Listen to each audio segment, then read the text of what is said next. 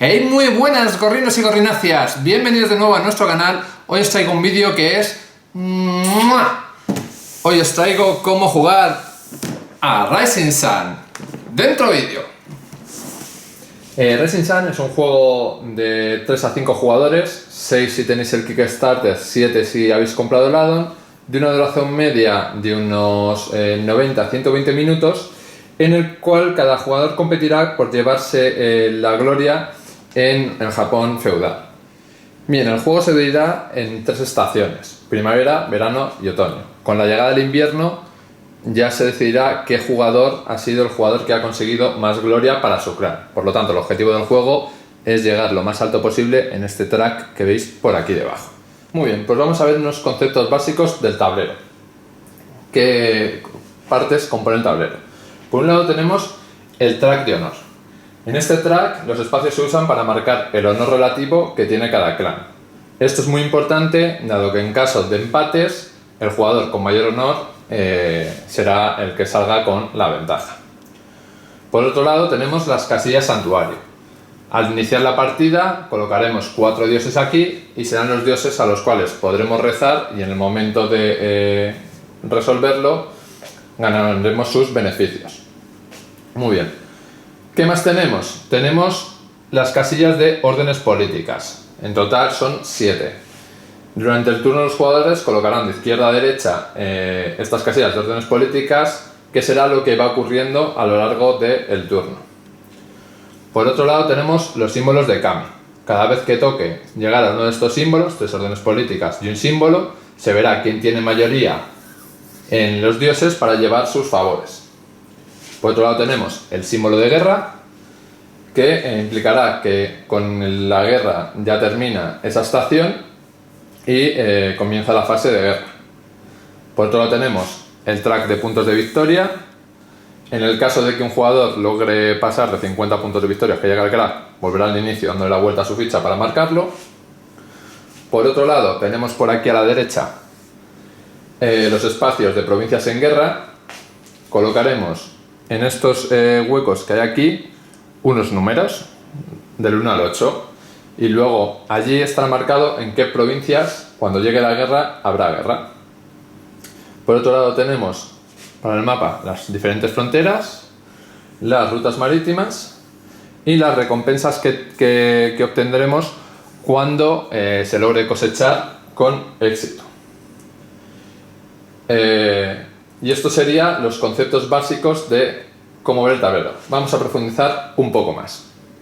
Muy bien, las pantallas de clan. Cada clan tiene su propia pantalla de clan. Estas pantallas muestran la información básica de nuestro clan. Por un lado tenemos el honor inicial con el que empezamos. Por otro lado tenemos la habilidad única que está permanentemente activa durante la partida. En este caso, pues el clan Tortuga pues tiene los Stronghold esto fue una de las metas del Kickstarter que me gustó mucho, que es que los Stronghold del clan Tortuga pues van encima de una tortuga y por lo tanto se pueden mover sus fortalezas, y encima cuentan como 1 de fuerza. Tenemos un resumen de nuestras miniaturas bases. Tenemos los Bushies, que sería lo equivalente a un soldado, no tiene ningún tipo de habilidad. Tenemos los Daimyo, que son nuestros líderes, que son inmunes a la traición, son inmunes a ser rehenes y son inmunes a los efectos de los monstruos. Y por otro lado tenemos los Shintos, que nos recuerda que nuestro líder va con una peana negra para distinguirlo y los Shintos con peanas blancas. Y los Shintos serían como unos monjes, nos pueden servir tanto de guerreros como para mandarlos a las montañas a rezar por el favor de los dioses. También tenemos las monedas con las que empezamos al inicio de cada estación y el bonus al final de la partida. Bien, vamos a ver las figuras. Por un lado, como decíamos, teníamos los Bushi. Serían nuestros soldados que no tienen ningún tipo de habilidad. Por otro lado, tendríamos los Shintos, nuestros monjes y sacerdotes, que nos pueden valer si están colocados en el mapa como un punto de fuerza, igual que los soldados. Las miniaturas, salvo que las cartas o el juego diga otra cosa, todas aportan un punto de fuerza. Y por otro lado, nuestro líder. El líder, como he mencionado antes, no puede ser efecto de la habilidad de traición, no puede ser tomado como rehén y no pueden afectarle habilidades como monstruos que dicen mata una miniatura al entrar a una provincia, por ejemplo. En el caso de los Shinto, los sacerdotes, además de estar aquí, los podemos mandar en el momento de despliegue directamente a rezar a las montañas, de manera que en el momento de llegar a uno de estos puntos nos servirán para ganar la mayoría en los dioses y ganarnos su favor. Las últimas miniaturas que tenemos pues serían los monstruos. Cada monstruo pues tiene una carta especial con sus diferentes habilidades. Bien, vamos con las cartas de estación. Las cartas de estación se dividen en 3 estaciones: primavera, verano y otoño. Las cartas básicas no tienen ningún simbolito extra y estas cartas básicas formarán parte de cualquier partida que creemos. Además, cada juego de cartas de estación tiene un símbolo especial en la parte trasera. En el juego básico vienen estos 3 simbolitos, estos 3 sets de cartas, de manera que al empezar una partida elegiremos un set al azar y lo colocaremos en sus montones, aunque nos recomiendan para la primera partida empezar con este set, ¿de acuerdo? Y esto nos formará el montón de cartas disponibles a la hora de comprar. Muy bien, vamos a ver qué tipos de cartas nos podemos encontrar. Tenemos 5 tipos de cartas dentro de los mazos de estaciones. Por un lado tenemos las cartas verdes, son cartas de mejoras. Estas cartas nos suelen otorgar habilidades que mejoran el clan, dándole habilidades especiales a figuras, etc. Por otro lado tenemos las cartas azul oscuro. Estas cartas son de virtud, que lo que permiten son ganar puntos de victorias adicionales u otros beneficios con condiciones específicas. Por otro lado tenemos las cartas marrones, que son las cartas del monstruo. Por otro lado tenemos las cartas rojas, que son las cartas de guerra. Estas cartas nos otorgan beneficios especiales en la fase de guerra. Y por otro lado tenemos las azul clarito, que son las cartas de invierno, que nos otorgan puntos de victoria extra al final de la partida según X condiciones. Dentro de la carta podemos distinguir, por un lado, el coste que tiene comprarla, por otro lado, el tipo, aquí a la izquierda, de carta que es, y por último la habilidad que nos da. Bien, vamos con el honor. El honor es un elemento que se nota mucho a lo largo de la partida de Rising Sun. Tener un honor alto te dará muchas ventajas y en ocasiones tener un honor bajo te hará que los dioses más oscuros sean más provechosos para ti. Lo más importante del honor es que siempre que hay un empate, el jugador con mayor honor gana. Y si alguna vez hay un conflicto en el momento de ejecución de una habilidad, el jugador involucrado con mayor honor decide si va antes o después. Para esto tenemos el track de honor. En este track podremos ir ganando o perdiendo honor de diversas maneras. Al traicionar pierderás honor, al rezar a un dios bondadoso ganaremos honor, etc. La negociación. En la negociación es algo que el juego nos invita a que lo hagamos de manera constante durante la partida. Los jugadores pueden hacer cualquier tipo y en cualquier momento del juego, ya sea con un aliado o incluso con un enemigo, podemos negociar. Podemos negociar, me caeré fuera de Kyoto esta estación, si me mantienes fuera de Hokkaido, en esta batalla déjame contratar a Ronin y te dejaré coger rehenes, etc. O incluso te daré 2 monedas si te alías conmigo en esta estación. Hay que saber que las muestras de amistad o directamente pagos solamente se pueden hacer durante la ceremonia del té o la fase política. En la fase de guerra ya no se pueden hacer esas muestras. Vamos entonces con la preparación de tu clan. Muy bien, en la preparación del clan cada jugador elegirá uno de los clanes cogiendo su pantalla. Le daremos la vuelta a la pantalla y lo primero que nos fijaremos es con cuánto honor empiezas. Esto no es que empieces en la posición 1, sino que tienes 1 de honor. Es importante saber, ya los tengo colocados, que aunque empezaría con 1 de honor, Esto es para según cuántos jugadores haya en la partida, por lo tanto nunca hay huecos. Si tienes un honor simplemente implica que soy el que menos honor tiene. Cogeremos una pantalla, o sea, un marcador de mandato político y de guerra y lo dejaremos por el lado de la política y lo colocaremos detrás. Cogeremos nuestros stronghold, nuestro líder, nuestro Shinto, nuestros 6 bushis y lo colocaremos delante. Cogeremos nuestro token para marcar las alianzas y el otro token igual que el de honor lo colocaremos en el inicio del track de puntos de victoria. Bien, vamos con los kami.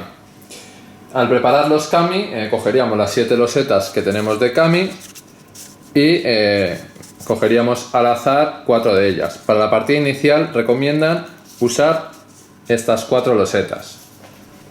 Las colocaríamos en su respectivo hueco y ya tendríamos los dioses a los que adorar, los kami, listos. Bien, tras preparar los kami pasaríamos a preparar los mazos de estación. Como dije anteriormente, los mazos de estación cogeríamos las básicas que no tienen ningún tipo de simbolito y en la partida inicial nos recomienda empezar con el simbolito Tori, el monumento, junto con estas. Colocaríamos cada mazo de primavera con los monumentos, verano con sus monumentos e invierno con sus monumentos. Una vez lo tenemos, pues para el caso de primavera ya podríamos colocarlas, dar la vuelta, dado que son visibles durante toda la estación, para que se sepa si interesa hacer la opción de compra o no. Cada estación deberá tener 12 cartas para poder comprar. Lo siguiente que haríamos sería separar las fichas de provincia en guerra, ordenadas, 1, 2 y 3, y dentro de cada mazo barajadas. Dejaríamos las monedas al alcance de todos los jugadores, las fichas de Ronin o mercenario también al alcance de todos y los números de qué provincia también a la vista de todos. Muy bien, antes de pasar justamente a cómo se juegan las estaciones, solo un apunte que me he saltado, que es que cuando estamos cogiendo nuestro clan, colocaríamos a nuestro líder en su provincia, a un bushi y un stronghold, como podéis ver que he preparado. Vamos a jugando las estaciones, que son en sí las 3 rondas que tiene el juego más puntuar. Muy bien. En Rising Sun se juega en el transcurso de 4 rondas, como decía, primavera, verano, otoño y en invierno se puntúa, dado que con las nieves pues da mucha pereza darse de tortas. Cada fase de estación consta de 5 partes. La primera, preparar la estación, la ceremonia del té, que es donde negociamos nuestras alianzas, la fase política, la fase de guerra y limpieza de las cosas de la anterior estación. Muy bien. La primera parte de prepararse la estación entonces es prepararse para la guerra.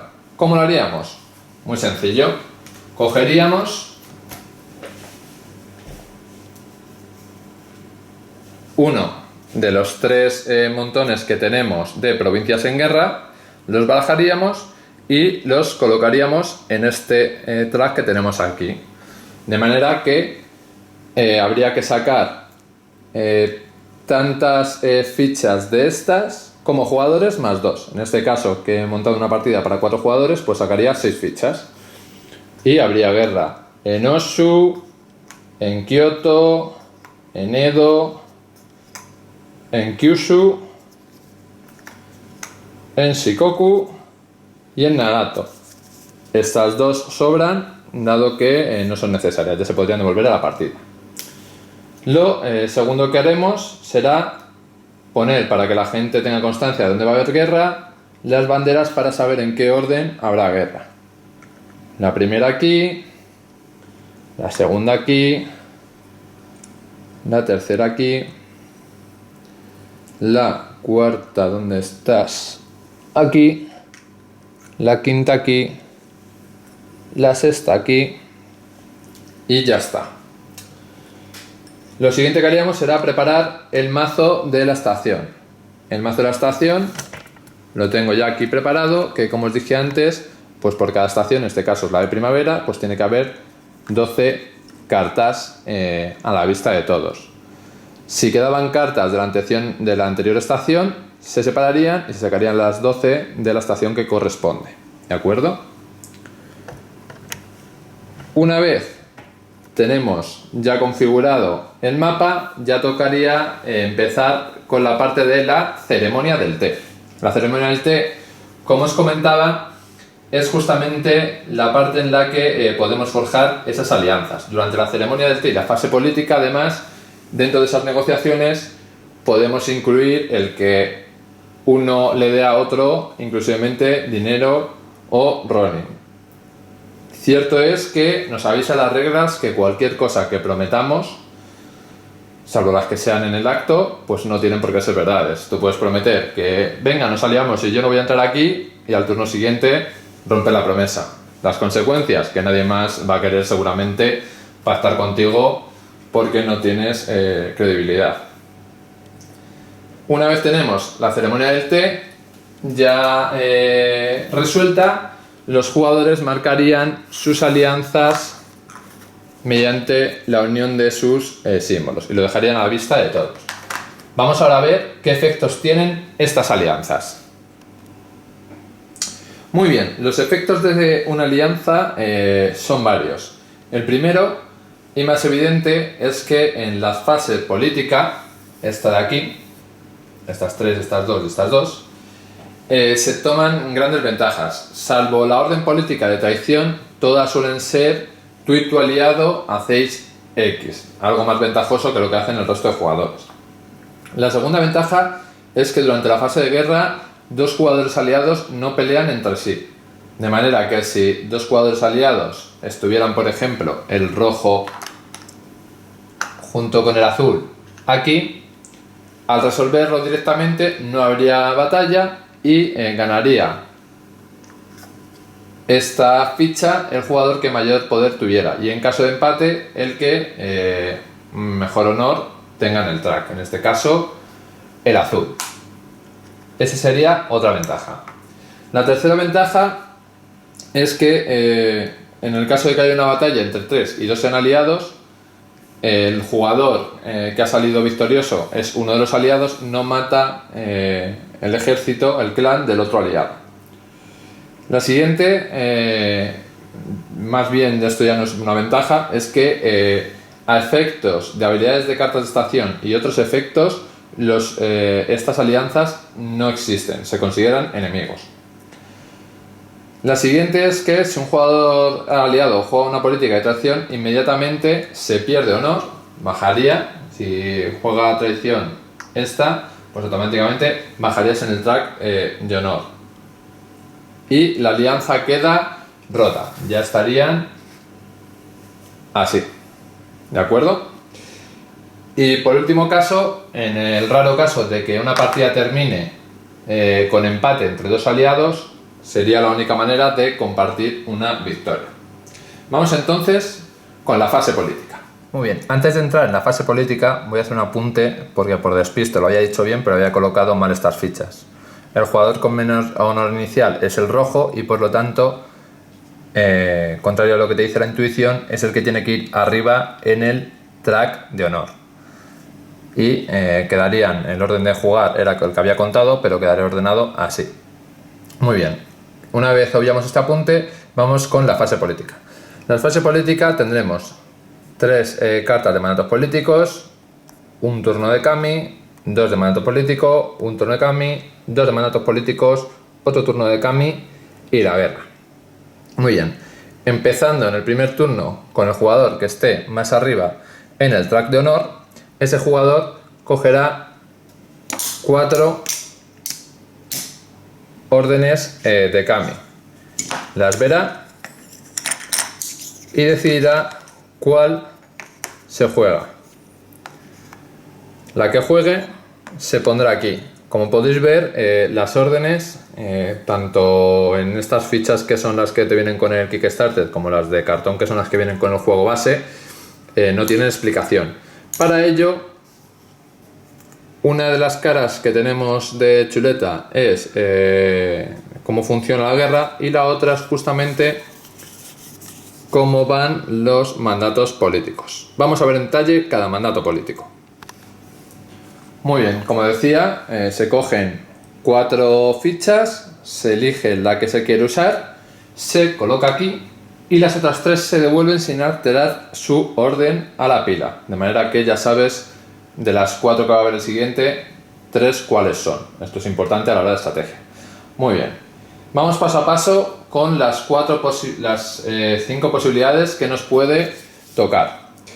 Muy bien, como veis, en la opción de reclutar hay un efecto para todos los jugadores, que es que sumonean una figura en cada provincia que tenga un stronghold. Si tienes 2 strongholds en una provincia, pues sumoneas 2 figuras, y el jugador actual y su aliado pueden incluso invocar otra, aunque ya haya una figura allí, una figura adicional en cualquiera de sus fortalezas, ¿de acuerdo?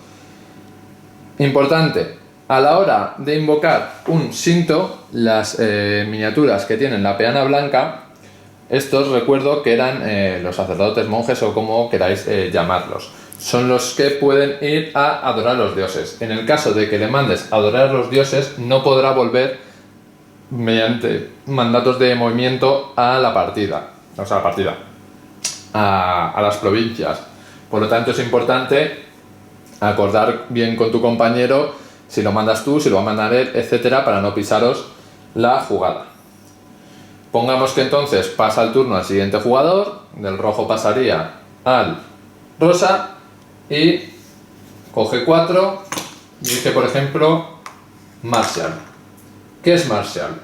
Martial es la de movilizar.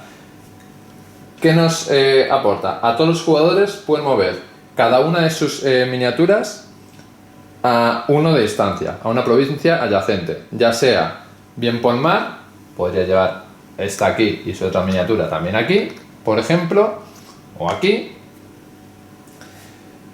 como decidir no mover. Lo que no podrás en ningún caso es usar el movimiento para hacer 1 y 2. Y para el jugador actual, vamos a dejar esto aquí para que se vea en cámara. Para el jugador actual y su aliado pueden pagar 3 para poner un stronghold en cualquier lugar del mapa. Si lo hacen, pagan 3 monedas, se ponen al suministro común, cogen una de sus fortalezas y las coloca en el mapa. Si ya ha colocado las 4 fortalezas, no podrá construir más. Esto es importante, ¿por qué? Porque a la hora de la acción anterior, si tienes más fortalezas que los otros clanes, pues tendrás más refuerzos en el mapa. Vamos con la siguiente acción. Le toca al siguiente jugador, al jugador, en este caso verde, y por ejemplo elige Train. En el caso de Train, para todos los jugadores, el jugador puede adquirir una de las cartas de estación, de las cartas que tenemos aquí. ¿Qué pasa? Que para las otras acciones, los últimos en hacer la acción era el jugador que elige esa carta. En el caso de Train, el jugador que elige esta política va el primero. Las otras justamente vas el último, porque te conviene ver qué tipo de estrategia están llevando los demás, hacia dónde se mueven, etcétera, para elegir hacia dónde te mueves tú, por ejemplo. De aquí, como decía, todos los jugadores pueden adquirir una de las cartas de estación pagando su coste. Tenemos algunas cartas que son gratis, que en este caso no ha salido así, ha salido una, aquí la tenéis, no tiene coste, y otras que por ejemplo tienen aquí su coste. Y hay que pagar su coste. Importante, un jugador puede adquirir más de una carta de la misma estación posterior, incluso si sus habilidades se juntan, ¿vale? Y el jugador actual y su aliado pueden pagar una moneda menos para este coste. Son las ventajas que tiene. En este caso, esta partida, ya habríamos hecho 3 mandatos y tocaría la parte de los kamis. La parte del kami la explicaré más adelante, pero básicamente lo que nos da Si has ganado en este, pasas automáticamente, esté donde estés, a ser el jugador que tiene más honor. Si estás en este, tienes 2 de movimiento, 2 Roin o 2 monedas. Muy bien. Tras la fase de Kami, volvemos otra vez a la fase política. En este caso, Harvest. Cosechar. ¿Esto qué hace? Todos los jugadores ganan una moneda del suministro. Allí he puesto el suministro. Y además, el jugador actual y soleado ganan la recompensa que tenga la provincia que domine. Por ejemplo, aquí no sé muy bien, pero si hubiera jugado Harvest el jugador verde o el rosa, que los he marcado como aliados, ganarían pues 1 de punto de victorias, una moneda y un Roin o mercenario de la pila común. Y por último, llega el siguiente turno y vamos a poner que alguien usa traición. ¿Cómo va y cómo funciona traición? En el momento que alguien usa traición, lo primero que se hace es que si tenías un aliado, pierdes honor automáticamente y se rompe la alianza. Si hubiera usado, en este caso, el jugador rojo, la alianza quedaría rota y perdería el honor. Muy bien, pues en este caso ha usado el rojo traición y pierde honor. Si no hubiera tenido una alianza, no perdería honor.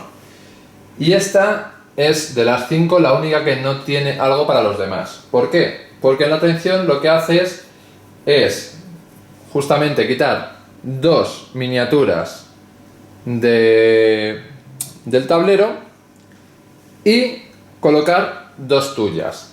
Esto tiene simplemente unas prohibiciones que no se pueden hacer. Por ejemplo, no puedes quitarle 2 miniaturas a la misma persona, no puedes quitar una miniatura para colocar una que ya tienes en el tablero y no puedes quitar una miniatura que sea de un tipo diferente. Vamos con ello. Esto implica que si quito este cinto, podría poner otro cinto del jugador que haya usado el Betrayal. Si quito un monstruo, como es del mismo tipo, podría poner otro monstruo. Y recordemos que el líder no puede ser traicionado, ¿de acuerdo? Bien, vamos entonces con la fase de guerra. Durante la fase de guerra los jugadores combaten en las provincias que tenemos ya marcadas que habrá guerra en esta estación y en el orden concreto. En el caso de que haya una guerra, los jugadores en ese momento cogerán su pantalla, cogerán su track de guerra oculto, cogerán las monedas, cogerán las monedas que les queden sin usar y se tendrá que resolver esta parte de guerra. ¿Cuáles son estas 4 partes de la guerra que se les resuelven por el orden que nos indica el tablero? Por un lado tenemos el seppuku, cuando los samuráis se suicidaban porque les parecía más honorable. Pues es más honorable el suicidio que perder una guerra, por lo tanto aquí justamente ponemos las cantidades de monedas que queramos. ¿Por qué? Porque esto es una apuesta a ciegas contra el otro jugador. El jugador que más monedas haya apostado hará esta acción. En caso de empate, pues lo hará el jugador que más honor tenga, si es que se han puesto alguna moneda porque se quiere hacer. La siguiente, coger rehenes. Si ganas esta parte de la guerra, cogerás un rehén de tu oponente. Contratar mercenarios. Si ganas esta parte, podrás añadir mercenarios a tu fuerza. Y por último, ya se terminaría. En este momento se resuelve la batalla, pero ya tendríamos que tener hecha nuestra apuesta del poema imperial. ¿Por qué? Porque así son los japoneses, o así eran los samuráis, que si no queda un poema épico de cómo has ganado esa batalla, no te va a otorgar puntos de victoria aunque la ganes. Ganarías su tabletilla de provincia en guerra, que esto te puede otorgar puntos al final de la partida, según recordáis este set que tenéis aquí. Pero si tienes un poema, además ganaremos honor. Por lo tanto, y en resumen, en la fase de guerra, en el caso de que hayan dos enemigos en la provincia que está en guerra, se tendrá que poner esto detrás de nuestro coso que tapa nuestras estrategias, y con el oro que nos quedan haremos apuesta, lo dividiremos en estas 4 posibles opciones, como queramos, según nuestros intereses. Vamos a recordar cuáles son estas opciones. La primera de todas ellas era perdón, que se me ha movido. Era el seppuku. El jugador que gane el seppuku podrá optar por matar inmediatamente a todas sus miniaturas, ganando un punto de victoria por cada una de sus figuras eliminadas. Segundo, capturar rehén. El jugador que gane capturar rehén puede optar por capturar una figura en la provincia que se está haciendo la pelea al jugador enemigo.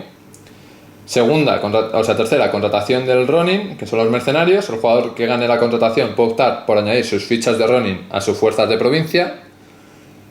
Y por último, justo en este punto veis que tenemos aquí la batalla.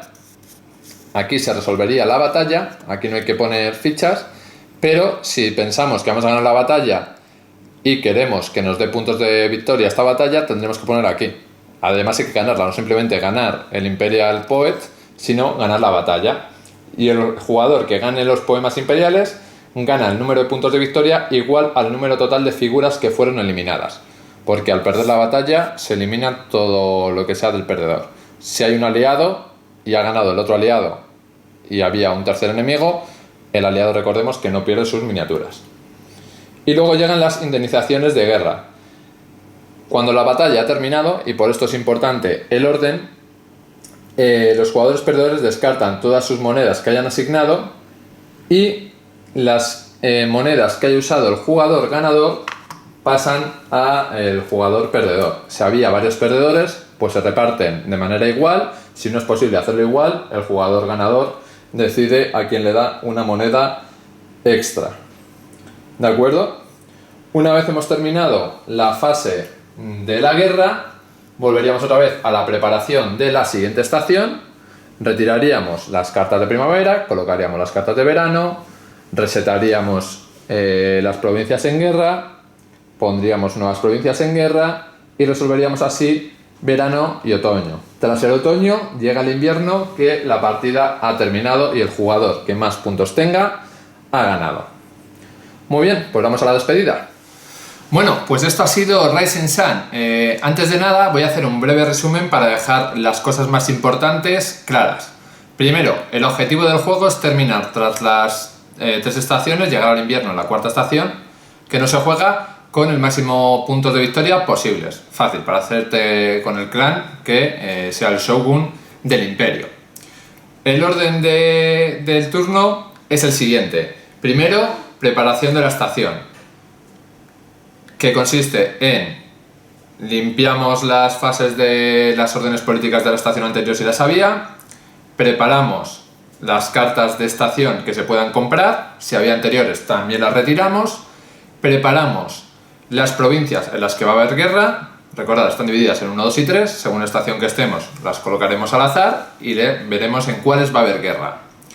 Tercero, revisamos que no se nos haya quedado nada y entonces ya podremos pasar a la ceremonia del té. La ceremonia del té, recordad que es donde vemos esos pactos y alianzas que queremos hacer. Es importante pensar bien con quién queremos aliarnos y forzar dentro de nuestras posibilidades la mejor alianza posible.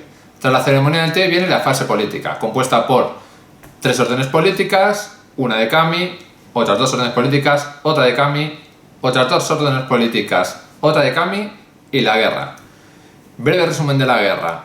Se mirará por el orden que ha salido de las provincias en cuáles habrá guerra. En las que haya guerra, serán aquellas en las que hayan dos facciones enemigas. Si son aliadas, directamente ganará el tokencillo del territorio en guerra el que más poder tenga, sin que haya una guerra. ¿Que hay guerra? Cada uno se esconde el tablero de guerra detrás, se hacen pujas con el dinero que aún nos ha sobrado, y el que gana la puja hará esas acciones. Esas acciones podrían ser la del suicidio ganando tanto honor como miniaturas hemos suicidado, las de coger un rehén, le quitaremos una miniatura que no puede ser el líder de esa facción y al inicio de la siguiente ronda eso nos dará una moneda extra para el turno. La de contratar mercenarios, los mercenarios que hayamos acumulado durante la partida fuera los podremos meter en el combate. Si ganamos esa apuesta, después se resuelve la batalla, pero para ganar los puntos de victoria recordad que hace falta el poema imperial, ¿de acuerdo? Después de la fase de guerra limpiaremos el tablero, eso es devolver todas las monedas que nos hayan sobrado, se devuelven de cero, volvemos a tener las monedas que digan nuestra facción de inicio en cada estación, quitaremos las cartas de la estación anterior, pondremos las nuevas y ya estamos listos para la nueva estación. Espero que os haya gustado y sobre todo no saben lo que se les viene encima a estos gorrinos, que esto es un euro encubierto con mucha miniatura. ¡Hasta luego!